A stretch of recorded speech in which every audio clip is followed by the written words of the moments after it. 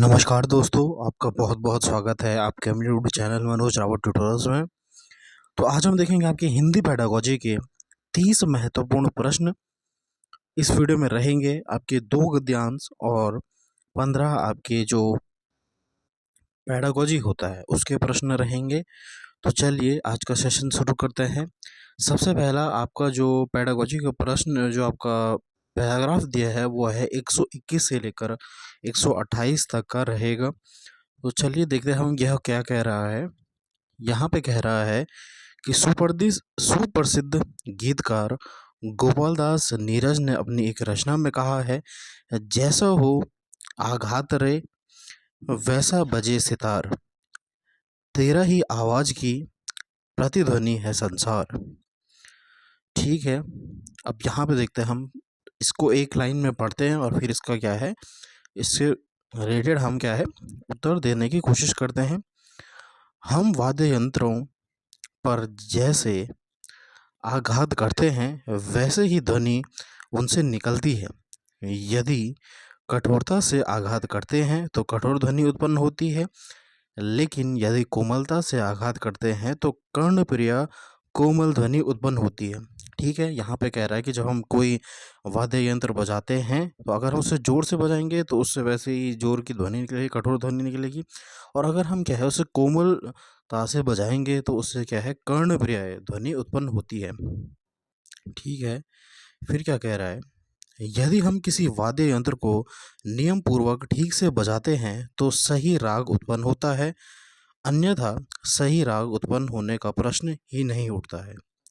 सही राग उत्पन्न न होने की स्थिति में गुणीजन हमारे गायन अथवा वादन की ओर आकर्षित ही नहीं होंगे। हमारे जीवन रूपी सितार की भी यही स्थिति होती है। यदि हम अनुशासन में रहते हैं, वे प्रत्येक कार्य नियम अनुसार करते हैं, तो जीवन रूपी सितार से उत्पन्न होने वाले प्रत्येक राग रूपी कार्य हमें सार्थकता और आनंद ही प्रदान करेगा। ठीक है, यहाँ पे कह रहा है कि जिस प्रकार से हम क्या है किसी वाद्य यंत्र को क्या है बजाते हैं, उसे अगर हम ज़ोर से कठोर से बजाएँगे तो वह कठोरता से बजेगा, और यदि हम क्या उसे सौम्यता से बजाएँगे तो वह क्या है ऐसी आवाज़ वो ध्वनि उत्पन्न करेगा जो कि हमारे कानों को क्या है कर्णप्रिय होगी। और ऐसे ही हम क्या है हमारे जीवन में भी यही होता है कि अगर हम अनुशासन से रहेंगे, नियम से रहेंगे, तो हमारा जीवन क्या है सार्थकता और आनंद हमें प्रदान करेगा।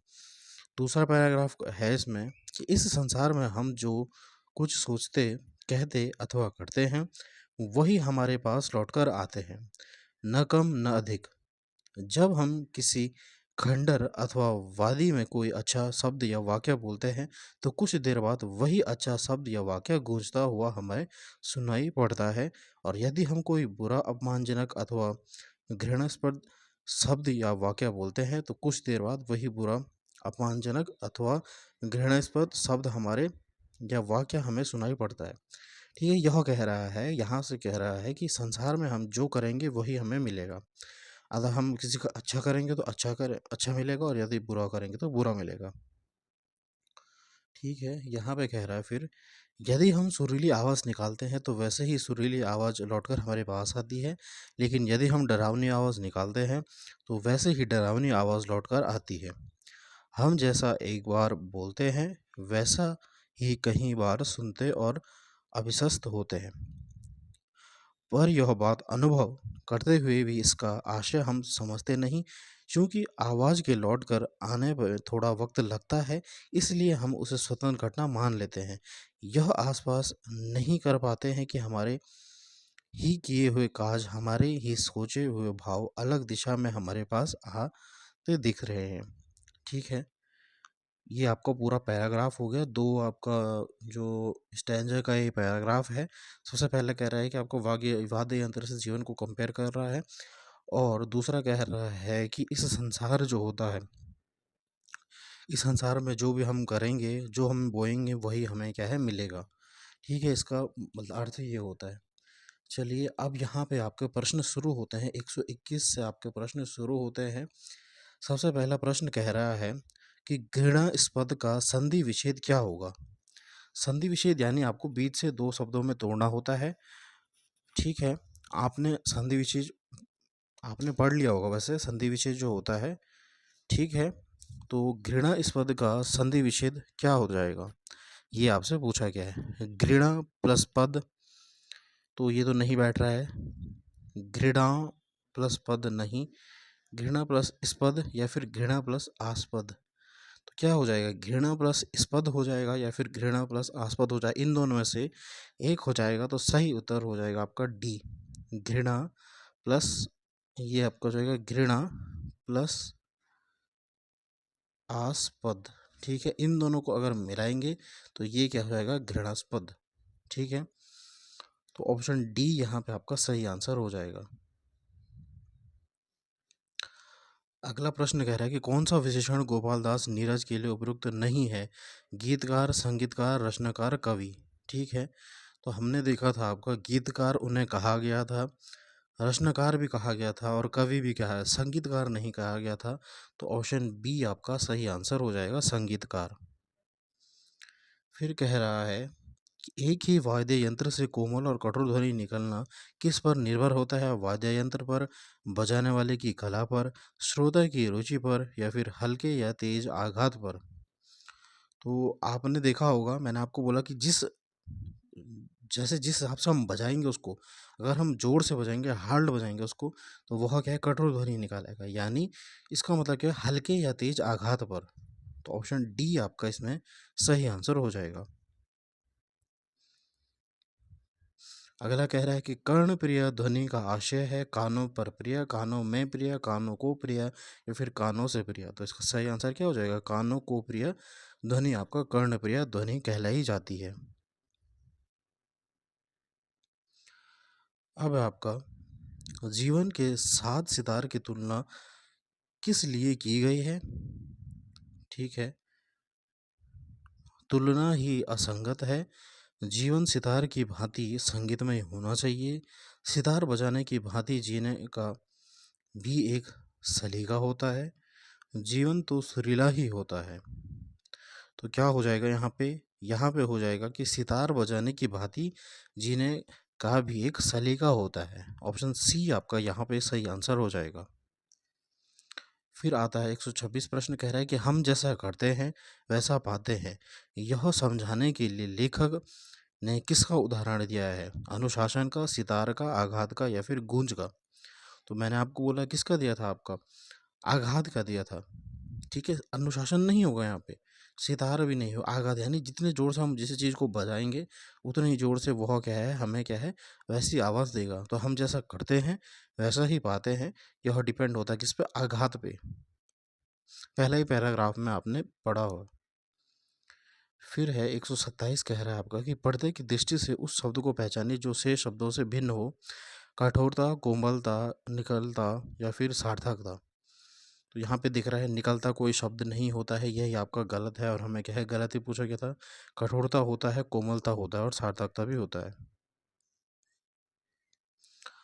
अगला प्रश्न आपका 128वां प्रश्न कह रहा है कि यदि कोई अच्छा शब्द या वाक्य बोलते हैं तो डैश की क्रमवाच्य रचना होगी, ठीक है। इसका क्रमवाच्य रचना बताना है हमें। यदि कोई अच्छा शब्द या वाक्य बोलते रहेंगे तो, यदि कोई अच्छा शब्द या वाक्य बोलते रहेंगे तो, यदि कोई अच्छा शब्द या वाक्य बोले तो, यदि कोई अच्छा शब्द या वाक्य बोला जाए तो, और डी कह रहा है कि यदि कोई अच्छा शब्द या वाक्य बोलेंगे तो यहाँ पे बोल रहा है कि कर्मवाच्य की रचना होगी। इसका सही उत्तर क्या हो जाएगा आपका, ऑप्शन जो है सी आपका सही आंसर हो जाएगा कि यदि कोई अच्छा शब्द या वाक्य बोला जाए तो, ऑप्शन सी आपका सही आंसर हो जाएगा, ठीक है। फिर से अब आपका क्या है, ये आपका गद्यांश आ गया फिर से 129 से 135 तक आपका गद्यांश है। और मैं आपको बताना चाहता हूँ, अगर आपने लैंग्वेज हिंदी में, अगर आपने हिंदी जो है ये लैंग्वेज टू लिखी है, लैंग्वेज टू ली है, तो तब आपको ऐसा इस प्रकार से आपको मिलेगा, जिसमें कि आपके क्या होंगे, 2 आपके गद्य हो जाएंगे और 15 की आपकी क्या हो जाएगी, पैडागोजी हो जाएगी। लेकिन अगर आपने लैंग्वेज वन चूज़ किया है तो आपको क्या है, एक गद्य मिलेगा, एक क्या है, गद्य मिलेगा, और एक आपको क्या है, पोयम मिलेगी, कविता मिलेगी, ठीक है। लैंग्वेज वन आपने अगर हिंदी लिया है तो एक गद्य और एक पोयम, अगर लैंग्वेज टू हिंदी लिया है तो दोनों आपको गद्य मिलेंगे। ठीक है, ये आपको ध्यान में रखना है। तो ये हम किसके हिसाब से कर रहे हैं, ये हम कर रहे हैं लैंग्वेज टू जिन्होंने आपकी हिंदी ली हुए है। जैसे इंपॉर्टेंट सबके लिए है, लेकिन जो लैंग्वेज टू हिंदी होती है वह, उसमें आपके 2 पैराग्राफ आते हैं, और जिसने लैंग्वेज वन हिंदी लिया है उसके लिए एक गद्य और एक पोयम आएगी। ऐसा ही आपका इंग्लिश में होता है। सपोज मैं आपको यहाँ पे बताता हूँ, आपने सपोज लैंग्वेज वन में एक लिया आपका हिंदी, और लैंग्वेज टू में आपने लिया एक में आपको लिया इंग्लिश। ठीक है, तो हिंदी में आपको क्या पूछा जाएगा, लैंग्वेज वन आपने हिंदी लिया है, एक पोयम और एक पैराग्राफ पूछा जाएगा, एक गद्य पूछा जाएगा, और इंग्लिश में आपको 2 पैराग्राफ पूछे जाएंगे। ठीक है, और अगर आपने उल्टा कर दिया, यानी अगर आपने क्या है लैंग्वेज वन इंग्लिश ले लिया, तो आपको फिर यही मिलेगा, एक पोयम इंग्लिश में मिलेगी, एक पोयम एक पैराग्राफ मिलेगा, और हिंदी में तो फिर 2 पोयम और 2 पैराग्राफ मिलेंगे। ठीक है, तो चलिए अब हम देखते हैं यहाँ पे, ये आपका गद्य है और इसका प्रश्न कहाँ से कहाँ तक है, 129 से लेकर 135 तक का आपका गद्य है। यह क्या कह रहा है, देखते हैं अब। हमारे जीवन जिन मानवीय सिद्धांतों, अनुभवों और सांस्कृतिक संस्कारों के संबल से समस्त सृष्टि के लिए महत्वपूर्ण बना है, परोपकार की भावना उन्हीं में एक है। मानव को दूसरे मानव के प्रति वैसा ही संवेदनात्मक उत्तरदायित्व निभाना चाहिए जैसा वह स्वयं के प्रति निभाता है। यानी आपको पहले से क्या पता लग रहा है इसमें, कि मतलब ये पैराग्राफ कह रहा है कि जैसा मानव को क्या है अपने जीवन से जो है, मानव जो है अपने जीवन से प्यार करता है, वैसी प्रेम उसको दूसरे के साथ भी रखना चाहिए। ये उसका मीनिंग है इस पैराग्राफ का। जीव को केवल परोपकार पर सेवा और निस्वार्थ प्रेम के लिए ही वास्तविक समझना चाहिए, क्योंकि नश्वर शरीर जब नष्ट हो जाएगा तो उसके बाद हमारा कुछ भी इस दुनिया के जीवों की स्मृति में नहीं रहेगा। हम जग जीवों की स्मृति में सदा सदा के लिए तभी बने रह सकते हैं जब हम अपने नश्वर शरीर को वैचारिक, बौद्धिक और आत्मिक चेतना से पूर्ण कर निस्वार्थ भाव से स्वयं को जीव सेवा में समर्पित करेंगे। ठीक है, ये आपका जीव सेवा पे ज़्यादा बल दे रहा है आपका ये पैराग्राफ। दूसरा आपका पैराग्राफ कह रहा है कि हमें स्थिरता से और शांतिपूर्वक यह विचार करते रहना चाहिए कि हमारे जीवन का सर्वश्रेष्ठ उद्देश्य और एकमात्र लक्ष्य हमारे द्वारा किया जाने वाला त्याग है। तो एक आपका अंडरलाइन कर देंगे आप यहाँ पे कि क्या है, हमारे द्वारा किया जाने वाला त्याग है अपनी कॉपी में। ठीक है, आपका एक प्रश्न बन सकता है, क्योंकि आप जब इस पैराग्राफ को एक ही बार पढ़ना है आपको, क्योंकि 2 पैराग्राफ रहेंगे आपके पास, तो आपको दिक्कत हो जाएगी क्योंकि टाइम बहुत कम होता है पेपर में। ठीक है, अगला कह रहा है कि त्याग योग्य व्यक्ति तो प्राप्त करने के लिए गहन तप की आवश्यकता है। त्याग का भाव किसी मनुष्य में साधारण होते हुए नहीं जन्म लेता। इसके लिए मनुष्य को जीवन जगत और उसके जीवों के संबंध में असाधारण वैचारिक रचनात्मकता अपनाकर निरंतर योग, ध्यान, तप साधन करनी होगी। उसे इस स्थिति से विचरते हुए विशिष्ट आध्यात्मिक अनुभवों से लैस होना चाहिए। आवश्यकता होने पर उसे जीवों की वास्तविकता सेवा करनी चाहिए। जब ऐसी विशेष मानवीय परिस्थिति उत्पन्न होगी तब ही मनुष्य में त्याग की भावना का भाव आकार ग्रहण करेगा। ठीक है, यानी यहाँ पे आपका पैराग्राफ किस पे कह रहा है कि मनुष्य को वह त्याग करना चाहिए। ठीक है, त्याग की भावना रहनी चाहिए मनुष्य में। 29वां प्रश्न कह रहा है कि रचना की दृष्टि से श्रेष्ठ से भिन्न शब्द को अलग कीजिए। अब आपको बताना है, आपके प्रश्न स्टार्ट हो चुके हैं, वास्तविक, मालिक, या फिर वैचारिक, या फिर बौद्धिक। ठीक है, तो आपको क्या है ऑड शब्द निकालना है। तो ये मालिक आपका गलत हो जाएगा, यहाँ पे ऑप्शन बी आपका क्या है गलत हो जाएगा, और हमें क्या है गलत ही पूछा गया था। शरीर को नश्वर कहा जाता है क्योंकि वह छोटा होता है, अत्यल्प होता है, अल्प आयु होता है या फिर नासवान होता है। तो शरीर को नश्वर क्यों कहा जाता है? तो आपका सही उत्तर हो जाएगा ऑप्शन डी यहाँ पे हो जाएगा कि नासवान होता है। अगला प्रश्न देखते हैं अब हम।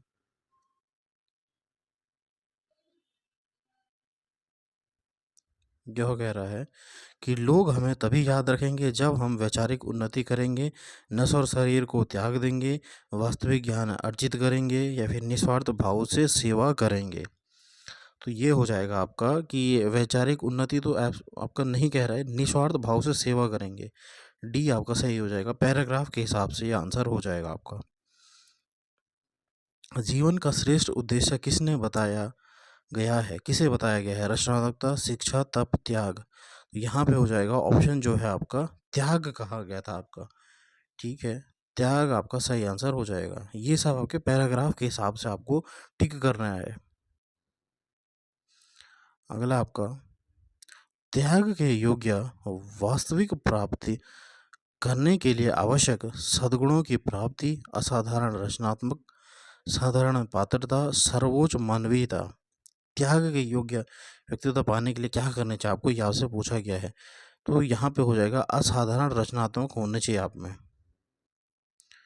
फिर है आपका आधुनिक अनुभवों से लैस होना होगा। रेखांकित शब्द का अर्थ है सतर्क होना, सज्जित होना, पूर्ण होना या फिर रिक्त होना। तो इसका सही आंसर हो जाएगा कि आधुनिक अनुभवों से लैस होना यानी सज्जित होना। ऑप्शन बी आपका सही आंसर हो जाएगा।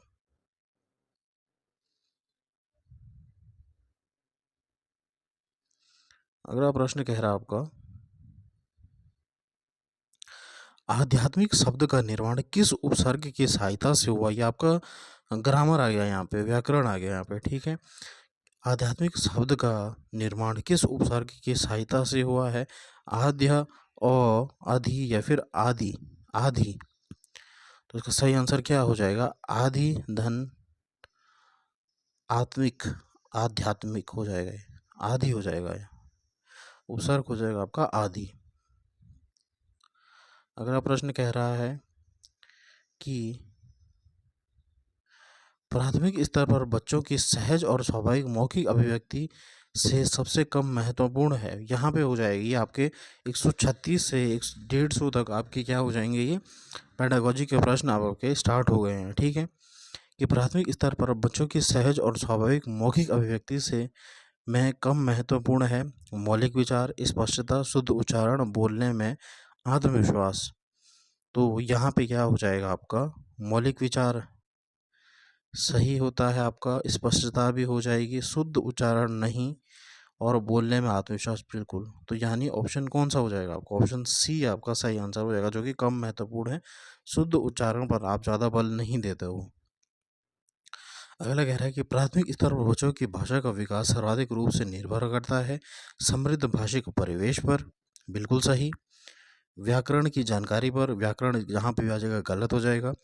कठोर आकलन नहीं, पाठ्य पुस्तक भी नहीं। ए ऑप्शन हो जाएगा आपका कि समृद्ध भाषिक परिवेश इसका सही आंसर हो जाएगा। अगला प्रश्न आपका 138वां प्रश्न कह रहा है डैश वाले बच्चों को मुख्यतः लिखने में कठिनाई का सामना करना पड़ता है। तो ये हो जाएगा डिसग्राफिया, जिसे हम क्या बोलते हैं, लेखन वैकल्य भी बोलते हैं। अगला कह रहा है कि प्राथमिक स्तर पर भाषा शिक्षण का उद्देश्य है पठन के द्वारा ज्ञानार्जन एवं आनंद प्राप्ति में समर्थ बनाना बच्चे को। ठीक है,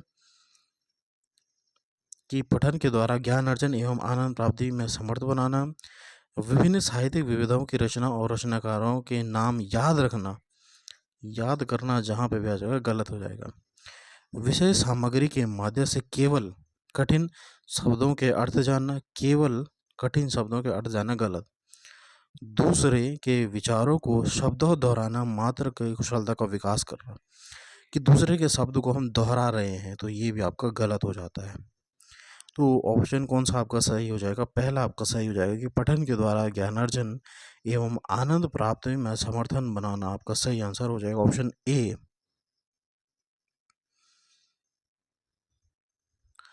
प्राथमिक स्तर की पाठ्यपुस्तकों में विषय वस्तु का फलक डैश हो जिसमें डैश के सरोकार झलकते हों। ठीक है। फलक उच्च होने चाहिए, विस्तृत होने चाहिए, विस्तृत होने चाहिए या फिर उच्च होने चाहिए। तो यहाँ पे है कि प्राथमिक स्तर की पाठ्यपुस्तक में विषय वस्तु का फलक जो होना चाहिए विस्तृत होना चाहिए, उच्च नहीं होना चाहिए। तो ये तो आपके गलत हो गए, ये दो ए और डी आपके गलत हो गए। और फिर क्या है जो जिसमें अभिभावक या फिर समाज के सरोकार झलकते हों। ऑप्शन सी आपका सही आंसर हो जाएगा, बी भी आपका गलत होगा क्योंकि यहाँ पे क्या है अभिभावक है। अभिभावक के सरोकार नहीं समाज के सरोकार झलकते हो। तो ऑप्शन सी आपका सही आंसर हो जाएगा। भाषा वैज्ञानिक दृष्टि से भाषा और बोली में आंशिक संबंध नहीं होता है, अंतर नहीं होता है, अंतर होता है या फिर आंशिक संबंध होता है। भाषा और बोली में क्या होता है, अंतर नहीं होता है। बी हो जाएगा इसका सही आंसर, अंतर नहीं होता है। अगला प्रश्न देखते हैं अब हम। बहुभाषिकता हमारी डैश भी है और हमारी सभ्यता व डैश का अभिन्न अंग भी है। ठीक है। बहुभाषिकता हमारे लिए क्या होती है, एक पहचान है, हमारी हमारी पहचान है, बिल्कुल सही। और क्या है, हमारी सभ्यता व संस्कृति का अभिन्न अंग है, यानी डी आपका सही आंसर हो जाएगा। अगला कह रहा है एक 3 साल के बच्चे से किसी भी ऐसे विषय पर अच्छी तरह से बातचीत की जा सकती है जो उसके डैश दायरे के अंदर आता है, विद्यालयी, भावनात्मक, संज्ञानात्मक या फिर भौगोलिक। तो एक 3 साल के बच्चे में ऐसे विषय की ओर अच्छी तरह से बातचीत किया जा सकता है जो उसके, तो बच्चा अभी क्या है छोटा है तो विद्यालय तो नहीं गया होगा, भाव भी नहीं होगा, भौगोलिक भी नहीं होगा, ये होगा संज्ञानात्मक। कि बच्चा है संज्ञानात्मक होता है, इसका सही आंसर ऑप्शन सी आपका सही आंसर हो जाएगा।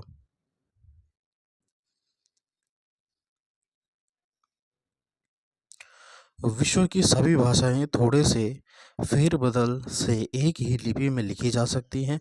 यह कथन पूर्णतः सत्य है, भ्रामक है, आंशिक रूप से सत्य है या फिर पूर्णतः सत्य नहीं है। कि विश्व की सभी भाषाएं थोड़े से फेरबदल के साथ एक ही लिपि में लिखी जा सकती हैं, यह क्या है, सत्य है, पूर्णतः सत्य है। ऑप्शन ए आपका सही आंसर हो जाएगा।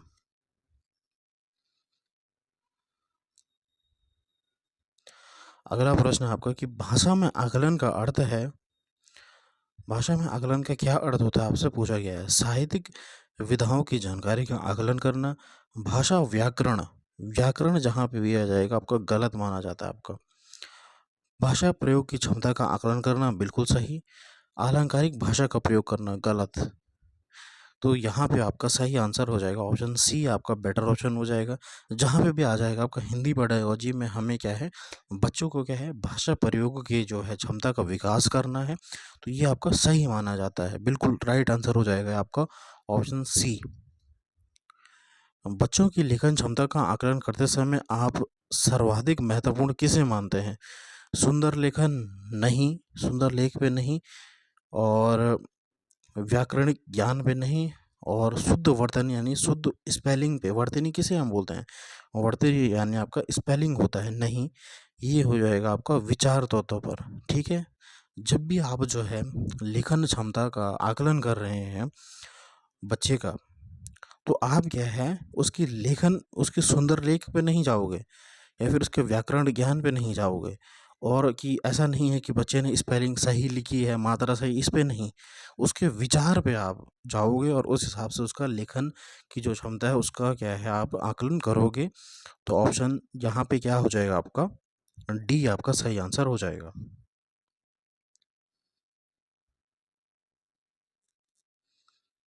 अगला प्रश्न आपका, बच्चे अपनी जन्मजात भाषा अर्जन क्षमता के सहारे परिवेश में मौजूद भाषा अर्जित करते हैं। यह कथन किसे महत्व नहीं देता है, भाषा नियमों के विस्तार को, भाषा अनुकरण करने को, समृद्ध भाषा परिवेश को, भाषा नियमों में परिवर्तन को। क्या कह रहा है कि बच्चे अपनी जन्मजात भाषा क्षमता के सहारे परिवेश में मौजूद भाषा अर्जित करता है, बिल्कुल सही। तो ये हो जाएगा आपका भाषा के नियमों का विस्तार नहीं, महत्व ये पूछ रहा है कि यह कथन किसे महत्व नहीं देगा। तो भाषा के नियम या फिर भाषा अनुकरण के कि बच्चे अपनी जन्मजात भाषा अर्जन क्षमता के सहारे परिवेश में मौजूद भाषा अर्जित करते हैं। ठीक है, यानी अपने जो इन्वायरमेंट होता है, अपने समाज होता है, वहाँ से की भाषा को क्या है अर्जित कर लेते हैं। तो कौन सा कथन किससे महत्व नहीं देता, यह कथन किसे महत्व नहीं देता है, तो यानी ये हो जाएगा अनुकरण को। ठीक, ऑप्शन बी हो जाएगा इसका सही आंसर। क्योंकि यहाँ पे कह रहा है कि बच्चा जो है वह क्या है अपने परिवेश से सीख रहा है, यानी अर्जित कर रहा है, अनुकरण नहीं कर रहा है। तो अनुकरण को महत्व नहीं देगा, बिल्कुल ऑप्शन बी यहाँ पे आपका सही आंसर हो जाएगा। चलिए अब अगला प्रश्न देखते हैं हम।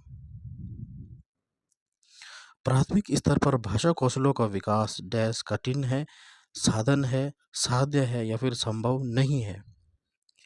क्या कह रहा है कि प्राथमिक स्तर पर भाषा कौशलों का विकास क्या हो जाएगा, साध्य हो जाएगा। ऑप्शन सी आपका सही आंसर हो जाएगा। अगला प्रश्न कह रहा है कि प्राथमिक स्तर पर बच्चों की मौखिक अभिव्यक्ति का विकास करने की दृष्टि से सर्वाधिक महत्वपूर्ण गतिविधि है कहानी सुनकर शब्द लिखना। यानी आपने बच्चे को कहानी कह दी, कहानी पढ़ा दी और फिर क्या है शब्द शब्द लिखवा रहे हो, ये तो गलत हो जाएगा। कहानी सुनकर उससे अपनी भाषा में कहना, बिल्कुल सही। आपने कहानी सुनाई बच्चे को और फिर बच्चे को क्या है उसी कहानी को क्या है अपनी भाषा में कहने के लिए कहना। ज्यों का त्यों दोहराना, दोहराना गलत होता है और चित्र बनाना भी सही नहीं हो जाएगा। तो बी ऑप्शन आपका सही हो जाएगा कि कहानी सुनकर उसे अपनी भाषा में कहना आपका सही आंसर हो जाएगा।